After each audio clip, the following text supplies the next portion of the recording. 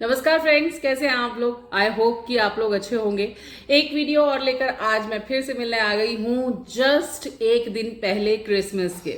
तो अगर मैं कल वीडियो लेकर आती हूँ तो कल ही आपको क्रिसमस की ढेर सारी शुभकामनाएं दूंगी, लेकिन अगर नहीं लेकर आ पाई तो एडवांस में आपके लिए मैरी क्रिसमस। सो आरजीबीजे का नमस्कार स्वीकार करिए। और आज मैं बात करूंगी उस खबर की जो इस वक्त सुर्खियों में है, छाई हुई है, और कहीं ना हम सबके जीवन में हम इस तरीके के लोगों को फॉलो भी करते हैं। हो सकता है आप में से बहुत सारे लोगों ने इन दोनों को फॉलो किया हुआ हो। आप लोग समझे कि मैं किसकी बात कर रही हूँ। मैं बात कर रही हूँ विवेक बिंद्रा की और संदीप माहेश्वरी की।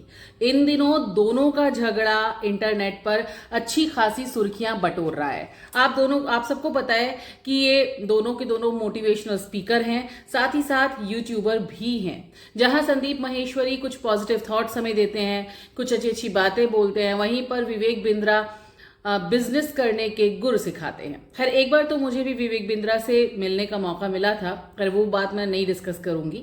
लेकिन अभी फिलहाल इन दोनों के बीच में झगड़ा क्यों हुआ? क्या किसी का पॉजिटिव थॉट किसी ने कॉपी कर लिया? नहीं, बात ये नहीं है। अगर आप में से बहुत सारे लोगों को ये नहीं पता है कि एक्चुअली में इन दोनों के बीच झगड़ा क्यों हुआ है, तो चलिए मैं आपको बताऊंगी। हाँ, तो झगड़ा एक्चुअली शुरू कैसे हुआ? झगड़ा शुरू होता है 11 सितंबर को, जब संदीप माहेश्वरी बिग स्कैम की बात करते हैं, उसको एक्सपोज करने की बात करते हैं। यहां पर वो ये बोलते हैं कि जो आपको ये बोलते हैं कि हम बिजनेस के गुर सिखाएंगे, आपको कुछ पॉजिटिव बातें बताएंगे। मतलब उस वीडियो में कुछ ऐसा बोला गया था। तो वो अच्छा खासा पैसा वसूल करते हैं, जिनके बारे ये एक बहुत बड़ा स्कैम है, बिग स्कैम है, जिसके बारे में मैं खुलासा करूंगा। अब यहां पर संदीप माहेश्वरी ने किसी का भी नाम नहीं लिया था, बट विवेक बिंद्रा जी को इस बात का बुरा लगा। हाँ, उन्हें शायद लगा कि ये वीडियो मेरे लिए बनाया गया है। एक्चुअली हुआ क्या कि जब संदीप माहेश्वरी ने वो वीडियो अपलोड किया, तो अपलोड करने के बाद हैशटैग स्टॉप स्कैम बिजनेस, ये जो था ना, ये जो हैशटैग था स्टॉप स्कैम बिजनेस, ये ट्रेंड करने लगा। और उसके बाद संदीप माहेश्वरी ने नेक्स्ट डे यूट्यूब कम्युनिटी पर पोस्ट किया कि उनके इस वीडियो को हटाने का उन पर दबाव बनाया जा रहा है। इसके बाद विवेक बिंद्रा और संदीप माहेश्वरी का जो बहसा बहसी थी, जो भी ये चीजें हो रही थी, ये सबके सामने आ गई।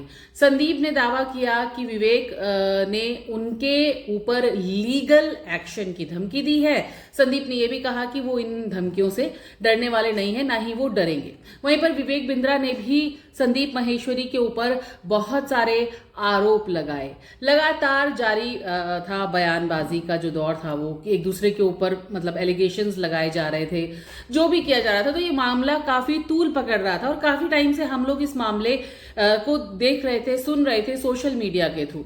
अब आप लोगों ने इसलिए भी सुना होगा क्योंकि आप में से बहुत सारे लोग इन दोनों को फॉलो करते होंगे, इन दोनों से कुछ अपने जीवन में पॉजिटिव थॉट्स लेते होंगे, है ना।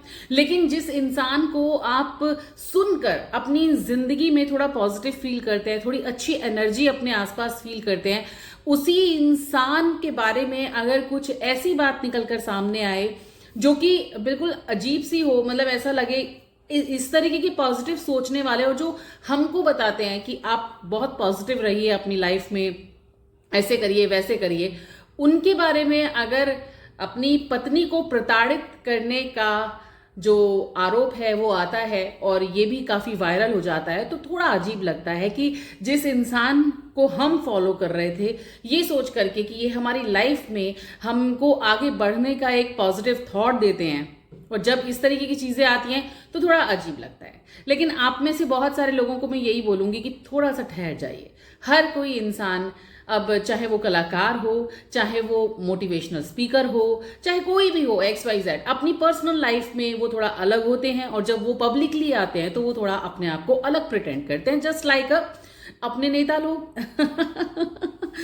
तो भाई यहां पर आप लोग समझ गए, मैं अब बात कर रही हूं सिर्फ और सिर्फ विवेक बिंद्रा की। तो संदीप माहेश्वरी और विवेक बिंद्रा के बीच जो भैंसाबाजी चल रही थी, जो ये सब चल रहा था, ये तो ठीक था, कोई बात नहीं। लेकिन अभी जो एक और वीडियो वायरल हो रहा है वो है विवेक बिंद्रा की वाइफ का, जिसमें दिखाया गया है और विवेक बिंद्रा की वाइफ के भाई ने इस वीडियो को अपलोड किया और उनके खिलाफ नोएडा में कंप्लेन करवाई कि उन्होंने, विवेक बिंद्रा ने उनकी बहन को मारा। यानी का नाम है उनकी जो दूसरी बीवी है उनका।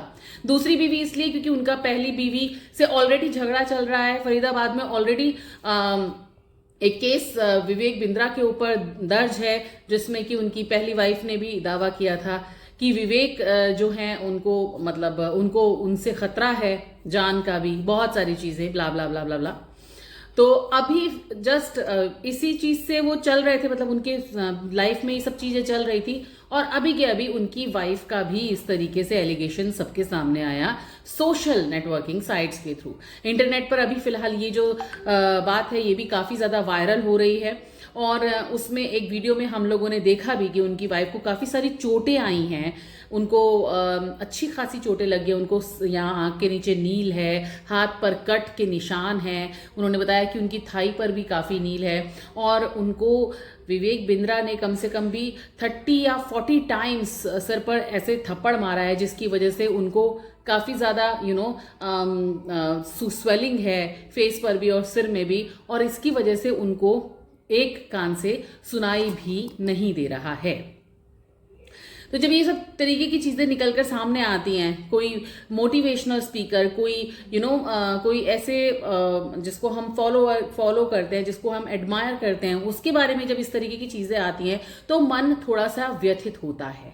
और खास तौर से जब किसी महिला के उत्पीड़न की चीजें सामने आती हैं तो ये भी जानकर सोचकर हैरानी होती है। और सबसे ज्यादा हैरानी तब होती है जब हम और आपको सबको पता चला कि उनकी शादी अभी दिसंबर में ही 6 दिसंबर को हुई थी, यानी कि 6 दिसंबर को हुई थी, और उसके जस्ट नेक्स्ट डे का ये मामला है 7 दिसंबर को उनकी वाइफ के साथ उन्होंने मारपीट की।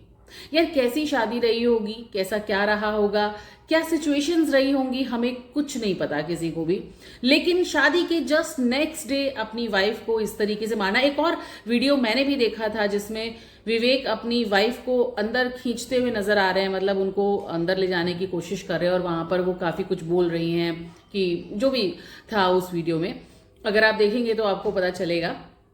बट यहाँ पर चीज ये है कि एक जस्ट नेक्स्ट डे जब इस तरीके की हरकत होती है तो क्या मतलब किस मनोस्थिति में होगा वो इंसान जो नेक्स्ट डे ही अपनी वाइफ के साथ इतनी मारपीट करता है। उनकी मनोस्थिति या उनका दिमाग किस सिचुएशन में होगा या क्या उनकी लाइफ में चल रहा होगा, ये हम और आप नहीं जान सकते, ये वही इंसान सोच सकता है। यहाँ पर मैं किसी के भी फेवर में बात नहीं कर रही हूँ, मैं बस ये आपसे बात करना चाह रही हूँ कि जब इस तरीके की हरकतें होती हैं तो किसी इंसान की, कोई इंसान किसी को मारता है, पीटता है, तो उस इंसान की दिमागी स्थिति क्या होती है, और ये कितना सही है। और अभी फिलहाल निकलकर तो ये भी सामने आ रहा है कि अब नोएडा पुलिस जो है उनसे पूछताछ की जाएगी बहुत ही जल्द, और अब नोएडा पुलिस उनसे पूछताछ करने की फिराक में है। जल्दी ही उनसे पूछताछ शुरू होगी, क्या होगा ये तो हमें आगे आने वाले टाइम में पता चलता ही रहेगा। बट वही है, आप मुझे कमेंट बॉक्स में कमेंट करके बताइए कि जब किसी ऐसे एडमायरर को आप देखते हैं कि वो इस तरीके की हरकतें करता है, कुछ नेगेटिव करता है, कुछ जो बिल्कुल अलग है। क्योंकि अभी कुछ टाइम पहले विवेक बिंद्रा ने वुमेन्स डे पर वुमेन्स को लेकर के एक बहुत अच्छा वीडियो अपलोड किया था और काफी पॉजिटिव मोटिवेशनल वीडियो था। और वही इंसान जब किसी औरत के साथ मारपीट करता है तो क्या मनोस्थिति उसकी रहेगी, या फिर हम और आप जो उनको फॉलो करते हैं या एडमायर करते हैं उनके ऊपर किस तरीके का प्रभाव पड़ता है। मुझे कमेंट बॉक्स में कमेंट करके जरूर बताइए कि इस तरीके के इंसानों की मनोस्थिति क्या होती होगी। अगर अच्छे लगते हैं आपको मेरी वीडियो, मेरी बातचीत, और जितने भी मैं कोशिश करती हूँ आप लोगों से कनेक्ट होने की, चाहे वो अपने ब्लॉग्स के जरिए हो, चाहे वो मेरे पॉडकास्ट के जरिए हूँ तो आरजे ना यार, तो आपसे कनेक्ट रहूंगी ऐसे ही। अगर आप पसंद करते हैं, मेरी मेहनत को एडमायर करते हैं, तो प्लीज़ मेरे चैनल को सब्सक्राइब कर लीजिएगा। और यूट्यूब पर तो आप सब्सक्राइब कर ही रहे हैं, लाइक शेयर कमेंट करिएगा, और फेसबुक पर भी आप मुझे फॉलो कर लीजिएगा। फिलहाल के लिए इतना ही, बाय, नमस्कार।